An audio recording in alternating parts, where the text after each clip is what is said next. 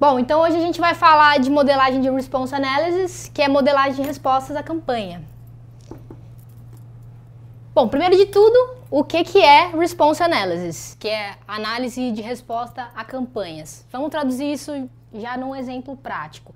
Então imagina que tem uma empresa X e essa empresa ela está querendo mandar ofertas, seja via e-mail, seja por telefone, seja qual for a via, ela está querendo mandar essas ofertas de produtos, ou um produto só, ou N produtos, para o conjunto de clientes. E ela faz isso, costuma fazer isso. E alguns desses clientes até respondem, passam a comprar por causa dessa promoção. Só que muitos desses clientes não compram, porque aquele produto não é um produto de interesse. E por quê? Porque eles pegam e enviam para todos os clientes.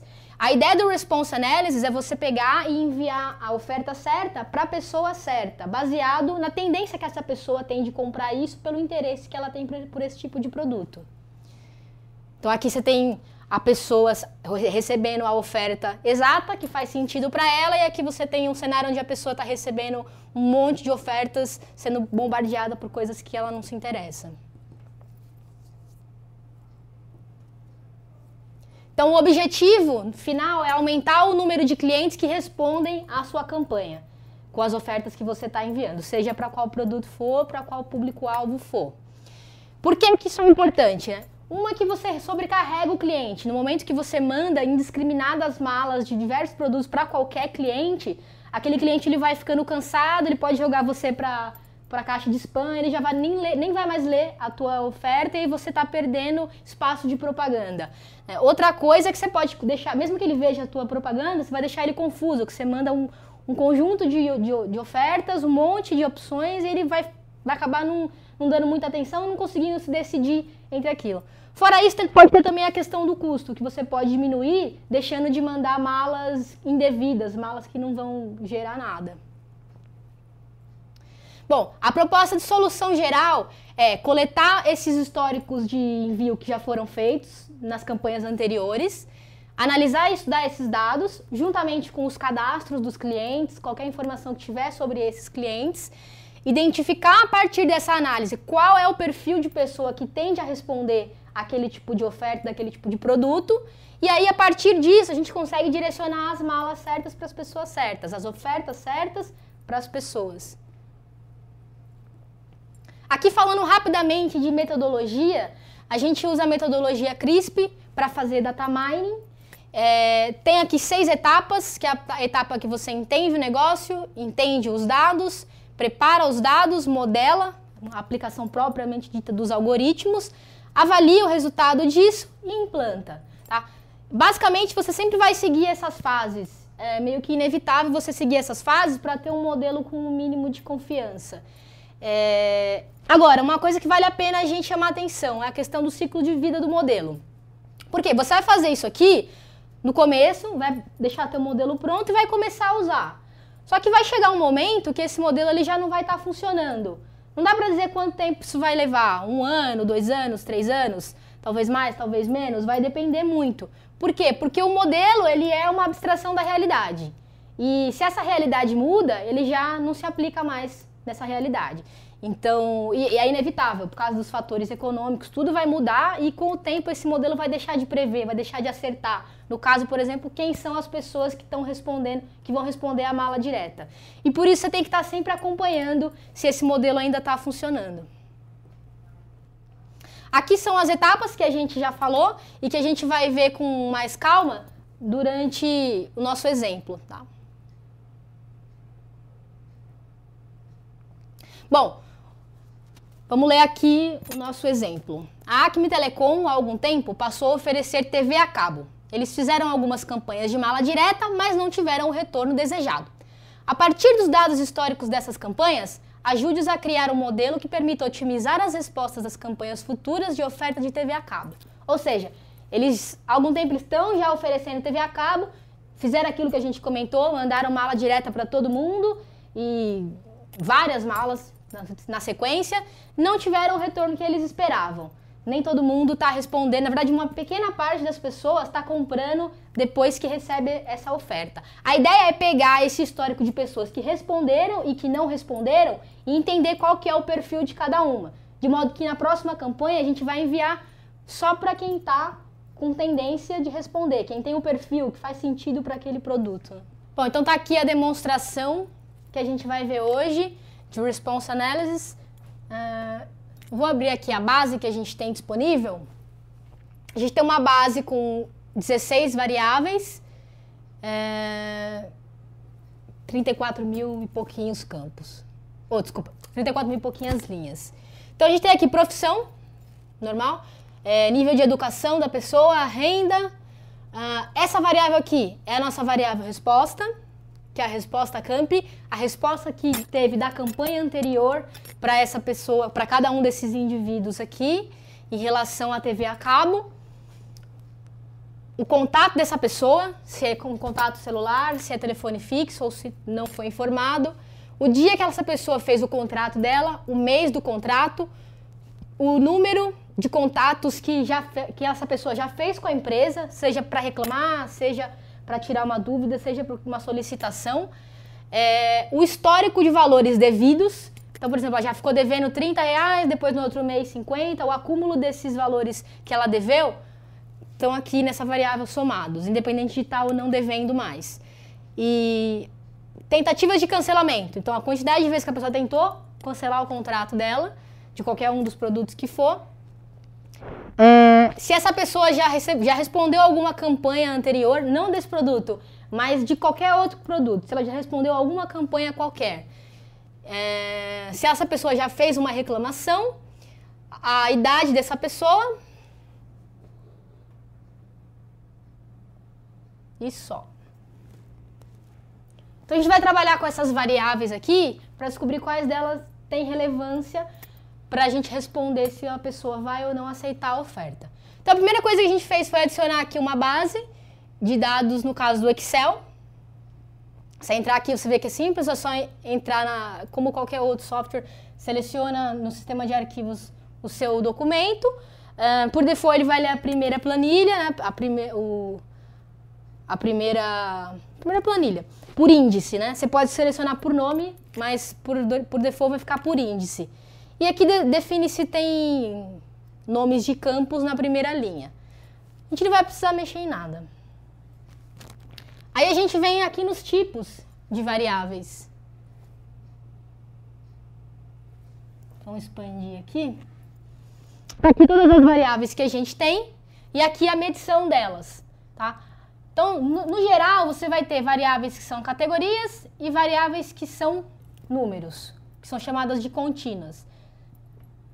Aqui na frente está o nosso principal passo, que é definir quem que é a nossa variável resposta, ou seja, qual que é a variável que vai explicar, que a gente quer explicar. Todas as outras vão estar explicando essa variável. Então, no nosso caso aqui, é a variável resposta camp, que vai dizer sim ou não. Aqui dá para ver o domínio das variáveis. Vai dizer sim ou não para a resposta dessa oferta. Tá? As outras todas são variáveis explicativas. A gente já definiu a resposta. Variável resposta vai como destino, né? Função destino.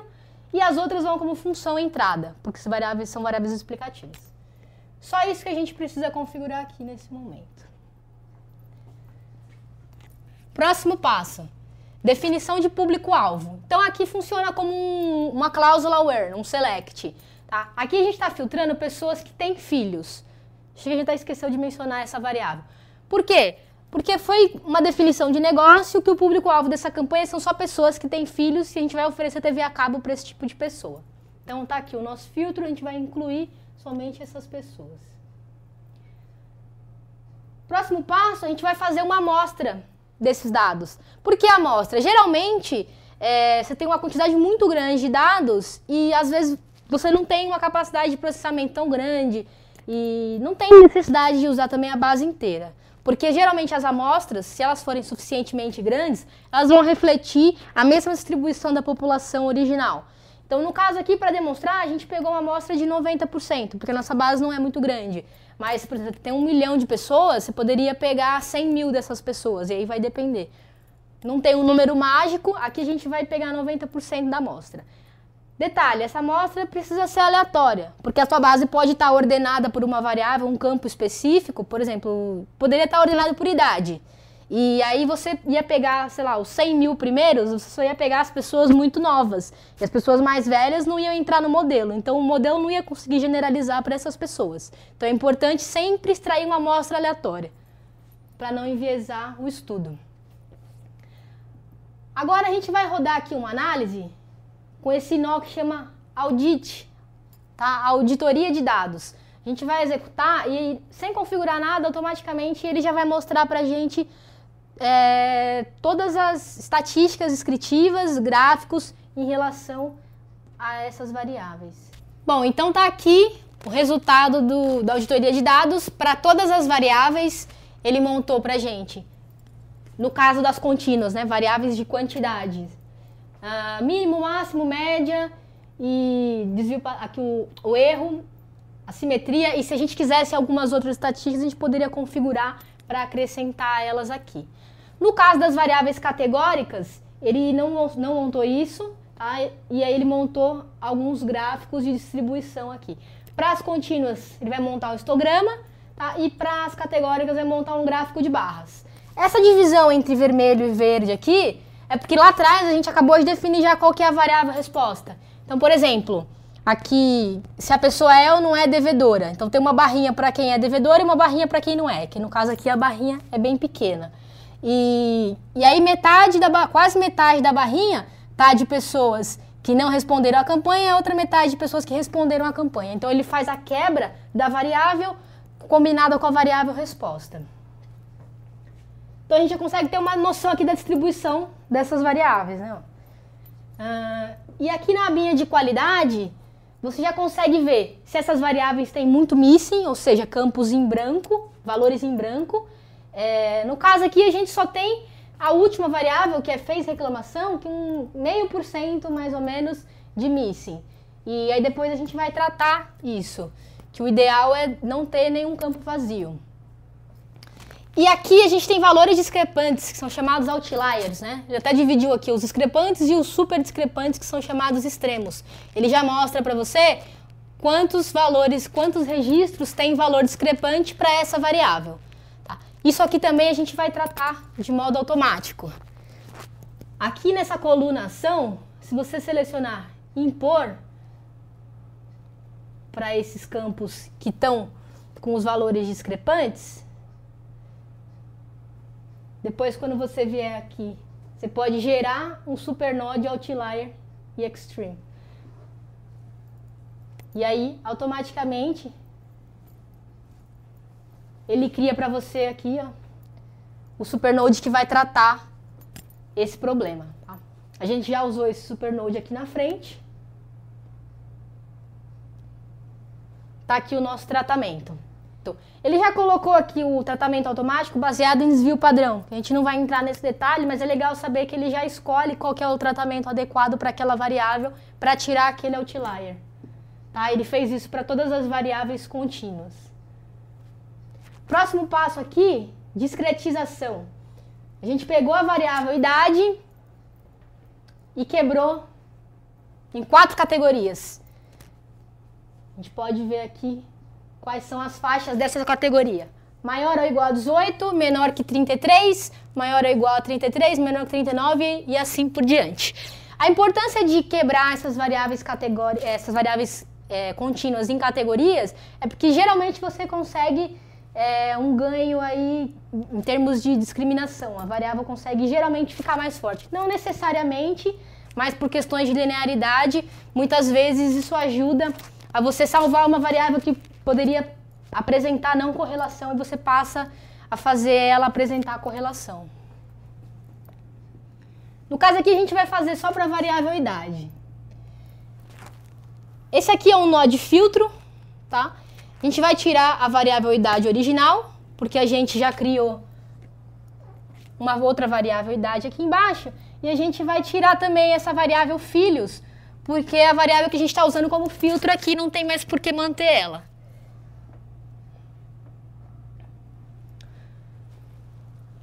Aí, de novo, a gente vai colocar um nó tipo. Por quê? Porque a gente criou novas variáveis. É importante sempre que a gente cria novas variáveis ou transforma essas variáveis, a gente definir qual que é o tipo. Porque os modelos precisam conhecer os tipos das variáveis para saber como é que eles vão tratar ela no meio, qualquer uma delas no meio do algoritmo. E aí a gente vem para a partição. E aqui a gente entra num pouquinho de conceito. Quando você faz um modelo, você precisa testar esse modelo. Você não pode simplesmente assumir que ele é bom, que ele vai acertar na vida real. Então, você faz, sei lá, você tem 100 mil pessoas, vamos imaginar que você tem essas 100 mil pessoas que responderam ou não à campanha. Você pode pegar um pedaço dessas pessoas, lembrando que a gente já está numa amostra, né? E dessa amostra a gente vai quebrar em 2. Então, aqui eu quebrei em 70-30, mas você poderia quebrar 50-50, não existe também um número mágico para isso. Aqui a gente vai usar uma amostra para treinamento de 70% e uma amostra de teste de 30%. Por que uma amostra de treinamento e uma amostra de teste? Treinamento é onde a gente vai desenvolver o modelo, ou seja, olhando para as pessoas, esses 70% das pessoas aqui, 70% dos casos, é que a gente vai definir os nossos parâmetros, as nossas probabilidades, fazer essas contagens. E nos outros 30% é onde a gente vai aplicar para ver se a gente acerta ou não acerta. Porque é fácil, relativamente fácil, acertar nas pessoas, das mesmas pessoas que a gente usou para desenvolver o modelo, porque ela tem exatamente aquele perfil que a gente mediu. Agora, acertar em outras pessoas é o que vai contar pra gente se o nosso modelo está sendo capaz de generalizar para uma população como um todo. Então, é nisso que a gente vai se basear na hora de dizer quanto que o modelo acerta na vida real. Aqui, ele vai criar um campo chamado partição, tá? E vai estar escrito dentro desse campo se é teste ou se é treinamento. E automaticamente os algoritmos vão entender como é que tem que tratar isso. O próximo nó que a gente vai usar é o nó de escolha de variáveis. E ele já é um modelo. Não vai precisar configurar nada, é só rodar. Bom, esse nó vai gerar pra gente essa pepita aqui, que é o resultado desse modelo. Aqui ele vai mostrar pra gente as variáveis que ele testou, em termos de importância, para explicar a resposta da oferta. E aqui ele vai dizer se essa variável é importante ou se ela não é importante. Então você vai ver que essas duas últimas aqui, estado civil e os gastos médios da pessoa, não foram consideradas importantes. E a devedor também não, até porque ela tem uma categoria única muito grande. Então eu lembro que a maioria das pessoas eram não devedoras. E a quantidade brutal não devia nada. Então essa variável meio que não ia dizer muita coisa, por isso ele já jogou ela fora. Aqui, ó, o que está selecionado é o que ele vai passar adiante na stream. Então a gente não vai mexer, a gente vai confiar nessa avaliação que ele fez de correlação. Vamos colocar um outro nó type e vamos conectar num nó shade, que vai ser o nosso modelo final. O shade é uma árvore de decisão. Você também não vai precisar configurar aqui de novo, porque como você já configurou aqui em cima no nó type, quem é a resposta e quem é que são as explicativas, ele já vai trazer automático aqui para você e também é só rodar. Bom, ele também vai trazer uma pepita aqui para você e ele vai mostrar, a princípio, quais são as variáveis que foram mais influentes, tá, no estudo para definir se a pessoa vai ou não responder. No caso aqui, foi a profissão da pessoa, quanto maior a barrinha e mais escura, mais importante, e aqui, assim por diante. Tá? Aqui, primeira coisa foi a profissão, segunda, o tipo de contato da pessoa, e aí vai. E aqui no visualizador, você consegue ver a estrutura da árvore, tá? É difícil enxergar porque a árvore ficou bem grande, você tem várias opções aqui de classificação. Vou dar um zoom aqui. Mas dá pra gente ter uma noção. Então aqui a profissão. Então se a pessoa é dona de casa ou estudante, com o contato de celular, aí ele quebra de novo por profissão. Se for uma dona de casa, 70% de chance de não responder. Então ele vai marcar essa pessoa com não com 70%. Tá? Essa base aqui é fictícia. E para cada uma dessas folhinhas da árvore, dessas pontinhas, terminações da árvore, ele vai ter uma regra. Tem várias regras, tá? Mas então, você pode até visualizar as regras independentemente aqui, porque às vezes visualizar a árvore fica meio complicado e você tem as regras aqui independente. E essas mesmas regras ele vai aplicar na base de dados. Então vamos ver como é que fica. Então tá aqui um preview do que ele gerou. Você vai ver que aqui no final ele criou essa variável rRespostaCamp, tá? Vamos trazer para cá a original. E aí você vai ver que em alguns casos ele acerta, em alguns casos ele erra. Então era assim, ele disse que não. Era assim, ele disse que sim, sim, que sim, não, que não. Mas tá vendo? Aqui ele disse que sim, era assim, ele disse que não. A ideia é que realmente vai ter erro, você não vai conseguir acertar em todos os casos, mas você minimize esse erro ao máximo. Mais do que você, que fique melhor do que o que você já faz hoje em dia, que é mandar indiscriminadamente. E aqui na frente tem a probabilidade associada a essa resposta. Isso aqui ele já vai aplicar automaticamente na sua base, você pode exportar ou conectar direto na base de dados pelo Modeler, escrever esse resultado que vai ser visto no seu sistema. E a partir daí, seja lá como você faça para mandar a sua mala direta, você já tem agora uma diretriz de quem que deve receber essa mala. Então, as pessoas que ficaram com sim nessa coluna devem receber essa mala, e não as que ficaram com não, de forma que você otimize os envios.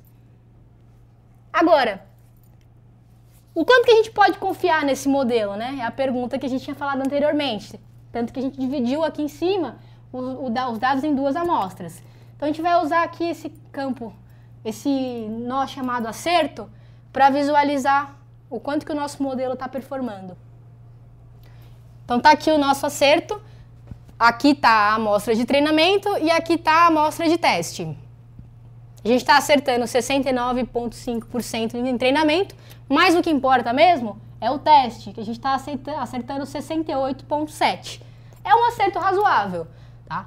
Quanto maior, melhor, mas tem que tomar cuidado também para não ter um acerto muito grande. Se tiver uma base que acerta, sei lá, 99%, vale a pena você desconfiar e dar uma verificada se você não está fazendo alguma coisa errada. Agora, uma coisa que vale a pena levar em consideração é aqui os tipos de erro.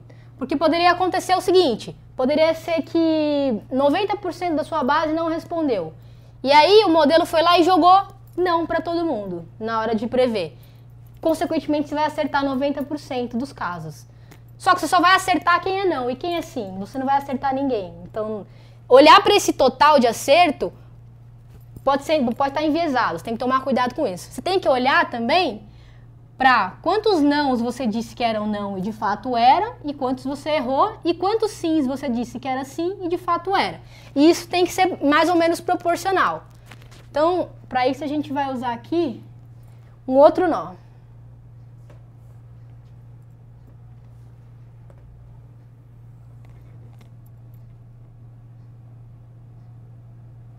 Que é o nó de matriz.